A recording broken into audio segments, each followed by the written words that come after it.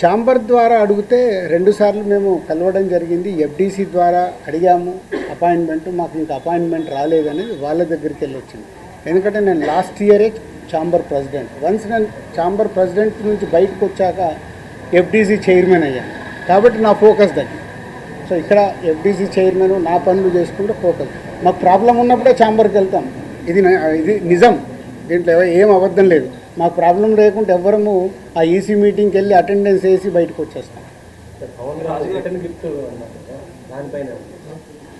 ఇప్పుడు కళ్యాణ్ గారికి ఏదైనా కోపం వస్తే పెద్దన్న అన్నాను కదా, పెద్దన్న తిడతాడు, పడతాము, ఏముంది. వాళ్ళ హర్ట్ అయ్యారు కళ్యాణ్ గారు, హర్ట్ అవుతూ మమ్మల్ని తిట్టే అధికారం వరకు ఉంది కదా, అట్లా ఆలోచిద్దాం. కళ్యాణ్ గారి గురించి నేను 22 ఏళ్ళ నుంచి చూస్తున్నాను. ఆయన కోపం వచ్చినప్పుడు ఆయన కోపపడేలాగా ఎపిసోడ్ జరిగింది, కానీ వారి సినిమానే టార్గెట్ చేశారనేది ఒక నెగిటివ్గా వారి దగ్గరికి వెళ్ళింది. అది కాదు ఇది ఇక్కడ జరిగింది. June 1 థియేటర్లు బంద్ అని మీరందరూ హెడ్లైన్స్ ఇవ్వడమే మేజర్ ప్రాబ్లం.